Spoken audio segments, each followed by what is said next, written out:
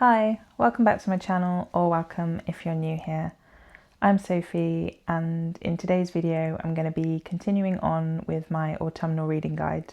I'm going to focus specifically on classics that are great for this time of year, so for the cold days and the dark nights. These books will really put you right into the atmospheric setting of a Gothic novel.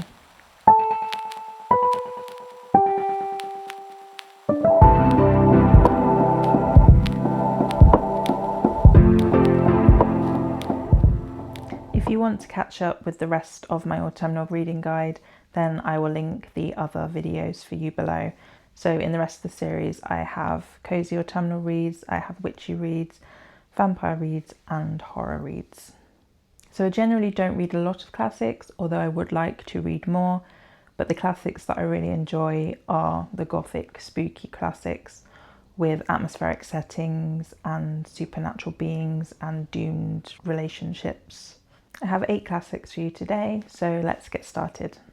I'm going to start off with some classics which feature vampires, and up first is Carmilla by Sheridan Le Fanu, which actually predates Dracula and was, some believe, the inspiration behind Dracula. So Carmilla is set in an isolated castle deep in an Austrian forest where Laura and her father live.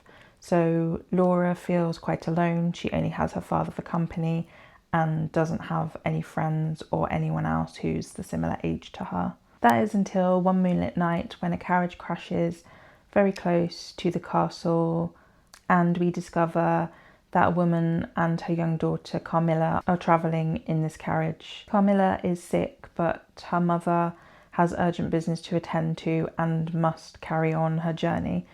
So Carmilla is left behind at the castle with Laura and her father to recover while her mother goes off attending to her business. So Laura finally has a companion, but Carmilla is very strange. She is volatile and prone to nighttime wanderings. And then Laura finds herself growing weaker by the day and having strange nightmares. And we very quickly discover that Carmilla is actually a vampire. If you're looking for a sapphic vampire story, then this one is definitely for you. And also it is more of a novella, so it's quite short, and I remember it being a really fast-paced read, so I would definitely recommend picking that up.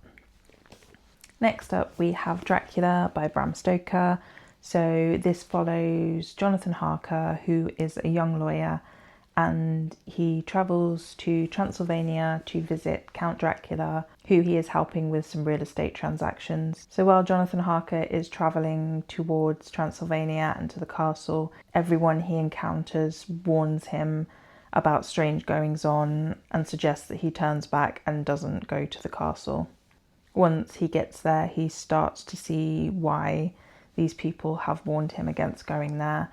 Count Dracula is very strange. The castle is isolated and deserted, and there's lots of strange noises, so there's wolves howling. So this puts Jonathan on edge, and he soon discovers that he is being held prisoner in the castle, and Dracula is actually a vampire and wants to drink his blood. Soon after, Dracula leaves Jonathan imprisoned in his castle while he attempts to travel to Whitby.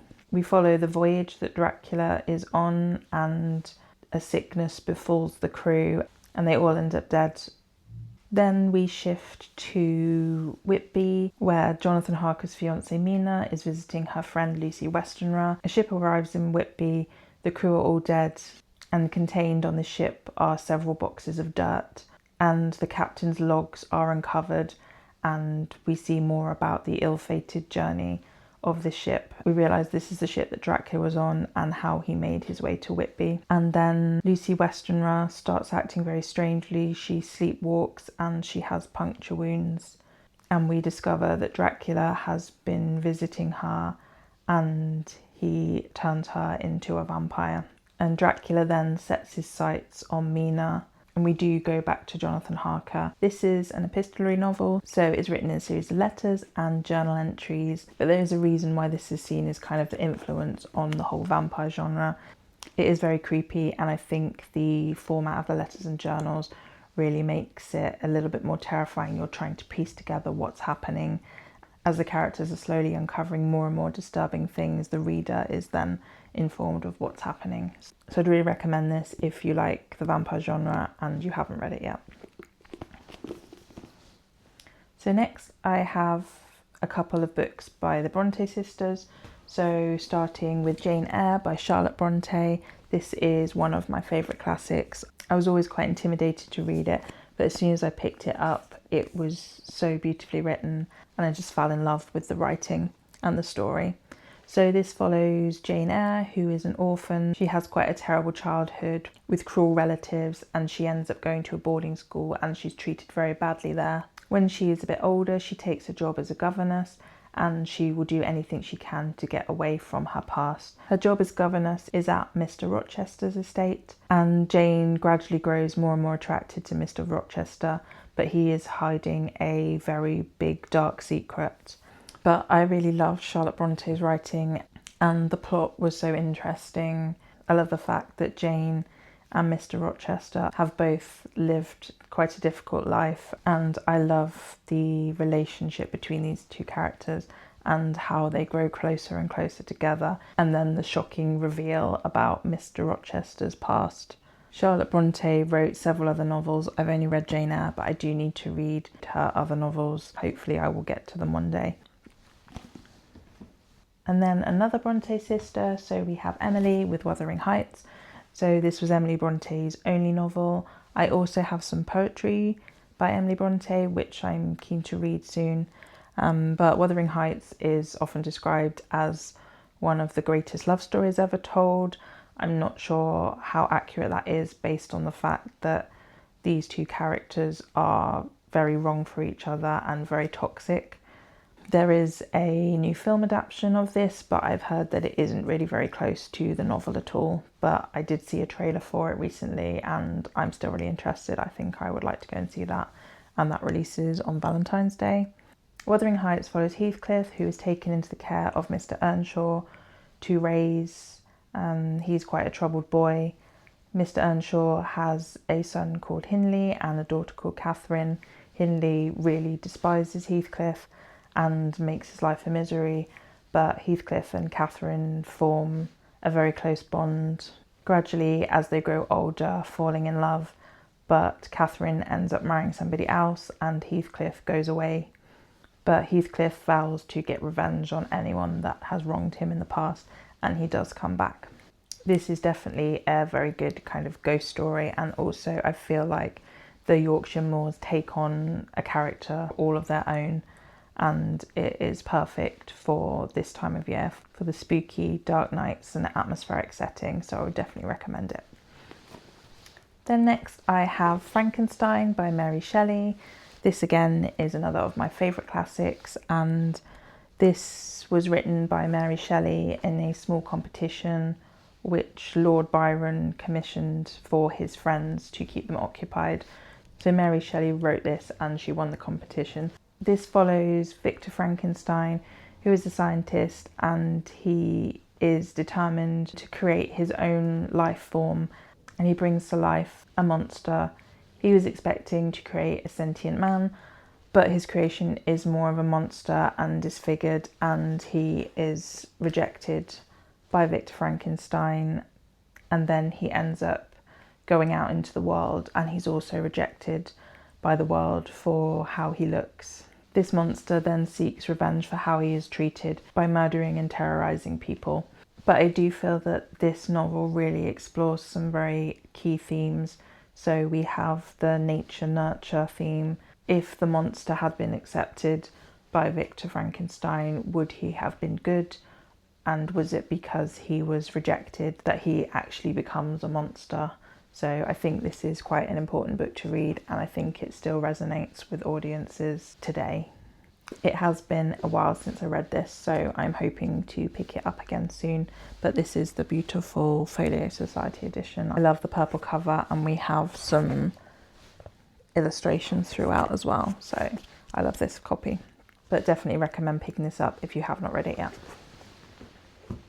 And then the next novel also has kind of similar themes to Frankenstein. So this is The Phantom of the Opera by Gaston Leroux. So this follows the story of Christine, who is a young Swedish opera singer, and she is an understudy at the Palais de Garnier, and there is a mysterious phantom haunting the opera house, and he has fallen in love with Christine. So he kind of mentors her and improves her singing. So a lot of strange things happen in the opera house. There are explosions and things go wrong with the staging. I believe there is some kind of accident which forces the female lead to be sidelined, and then Christine ends up taking over the lead. But it's not just the phantom who is in love with Christine. Her friend from long ago, Raoul, is also in love with her, and Christine returns his love, which enrages the phantom. We realise that the phantom is disfigured, and that's why he wears the mask. So this again is kind of telling the story of how the phantom is rejected by society, and does this then cause him to become evil and do horrible things. So if you are a fan of the musical or have seen the film, then I would definitely recommend picking this up. There are some differences, so just keep that in mind. But I do think that this is a beautifully written novel. I do love the story, and I do think the character of the Phantom is a very interesting one. So this edition is the Oxford World Classics, and this is translated by David Coward, and I think this was a really good translation, so I would definitely recommend this. I did do some research before I purchased this edition, and this was recommended to me as the best translation. Then we have The Picture of Dorian Gray by Oscar Wilde. So this follows the handsome Dorian Gray, who has his portrait painted, and he desires that the portrait would age and grow ugly, but he would remain handsome and young forever. So the painting then reflects Dorian's sins and transgressions, and the painting grows old and ugly while he remains beautiful, but this haunts him. So this really confronts the themes of beauty and aging, and I would really recommend picking this up if you haven't read it. Then the final book I want to talk to you about is Rebecca by Daphne Du Maurier. I don't actually own a physical copy of this, which I really need to sort out. I read it originally from a borrowed copy and haven't actually bought it myself because I'm not really sure which edition to get, so I'm still trying to find the right one, but I do need to purchase it because I really need to read it again. So Rebecca follows the story of a young unnamed narrator who falls in love with Maxim de Winter, who is a wealthy widower, and she is very naive about the world and she hasn't got a lot of life experience, and she moves to Maxim's estate, and he is out a lot and he doesn't really give her a lot of attention, and his staff always talk about the previous Mrs. de Winter, Rebecca, and they all loved her, and she is a great presence in this house despite being dead, and our young unnamed narrator feels like she is living in Rebecca's shadow. She is still kind of finding herself in the world. Then we do start to uncover a lot of secrets in this house, and through the young narrator's eyes we discover what happened to Rebecca. So this again is a really good suspenseful classic, and I love Daphne Du Maurier's writing. She was so good at kind of setting the scene and building in this suspense and mystery, and it is one of my favourite classics as well, so I definitely recommend picking that up. I do need to read some more of Daphne Du Maurier, so I have Jamaica Inn and My Cousin Rachel, so I need to get on with those and read them soon, and eventually I'd like to read all of Daphne Du Maurier's writing. So that is the last of the classics I wanted to talk to you about in this video.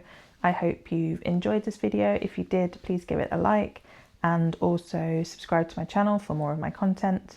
Please let me know in the comments if you've read any of these, if there's any other classics that you would recommend for this time of year, and I'll see you in the next video. Thanks, bye.